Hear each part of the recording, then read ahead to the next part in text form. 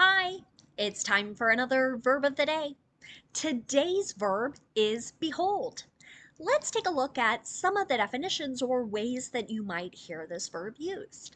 The first and most common way to hear behold used is to mean to see, observe, or look intently at someone or something. We tend to use this verb when that someone or something that we want another person to see or observe is really remarkable. Another word that comes to mind here is impressive, perhaps even something that shocks or surprises you.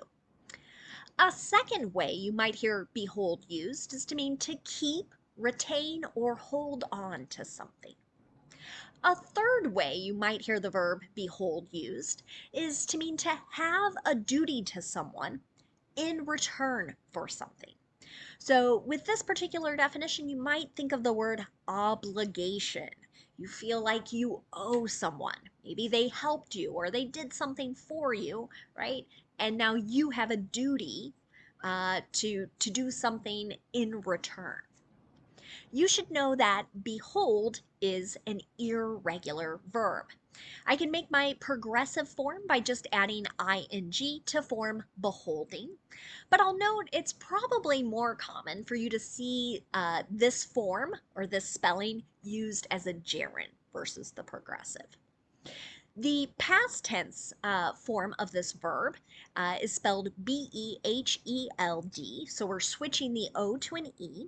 And if it helps to remember, this is the same pattern with the verb hold. So hold is also irregular, it's hold, held. So behold, beheld. Sometimes I think it helps to learn irregulars together when there's a similar pattern. The participle form of this verb is made by taking the base verb and then adding en, and that forms beholden, beholden. Okay.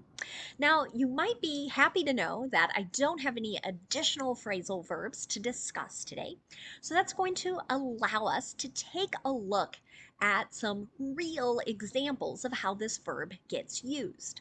When I think of behold, my mind goes to literature. I don't feel like this is an everyday verb that you commonly hear, but it is, I think, more common in poetry, literature, especially older written works. So I've included a few examples for us to look at. The first comes from a poem, and the line is, behold, the power which wields and cherishes the frame of nature. So in this particular poem, right, someone is using the imperative, they're giving a command to their reader, right? So look, observe the power from nature, essentially, in a very simple form there. Okay, so again, this was a poem written, or I should say published around 1853, so a very old example. When I also think of the verb behold, my mind also went to the Bible, right? I think you can find many examples of this particular verb being used in different ways. And that's my second example. So this is from the King James Version. So just after 1600, in Numbers 21:9, we've got the past tense form of our verb here.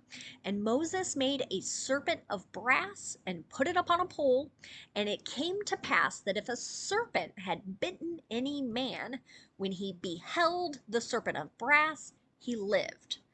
Whew, a lot of information there. Maybe some words that are a bit unfamiliar to you, right? But if we can think of some people equivalent a serpent with a snake, right? So if you can imagine some sort of shape and it's made out of a metal, and there's this belief that if someone is bitten by a real serpent, right? Just seeing, looking, observing this metal form is going to allow a person to live. Or at least that is how the story goes in the Bible. I thought it might be helpful for our last example today to try and find something used more recently. So there was a newspaper article of someone announcing their candidacy for a county position. Okay. And this person spoke to the newspaper about why they were running and said, I think it's time that we have somebody that's not a Democrat, that's not a Republican. That's an independent like me, so that people can be represented by somebody who isn't beholden to one of the major parties. So here, this usage is going to go back to our third definition, right? So this particular candidate feels like because they are not a Democrat, they are not a Republican, they don't owe those parties or those groups of people anything. They're just going to represent their constituents. So, and I should note that sentence would be an example of the present progressive there. Okay. Now, there are some related words and phrases that relate to our verb behold. The first is the noun form beholder, right?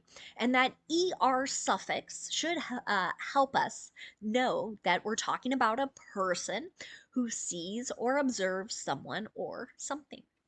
An example of this might be, which is the best painting? It certainly depends on the eye of the beholder. So this is going to tie into a phrase we'll look at in just a moment here, but this idea sometimes with things that are subjective, right? What's beautiful, what's ugly, it might depend on the person who is seeing or observing the item.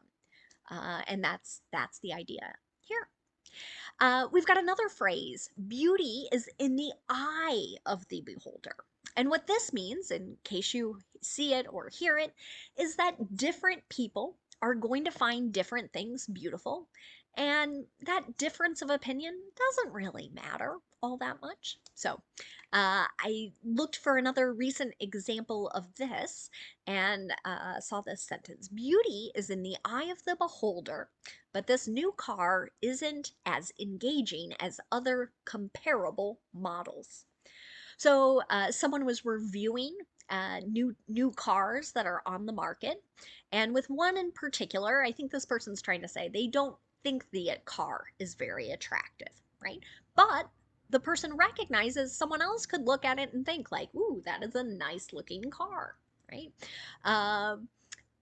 But there are other factors maybe influencing why this person doesn't think this car is as great as other similar ones. Another phrase you might hear is lo and behold. Many times this is used to express surprise or wonder about something. An example of this. Lo and behold, the basketball team came out and held their own Sunday night. So I saw a sentence rather similar to this, describing a recent basketball game. And the idea here was that the opponent, the other team, was really expected to dominate this particular team.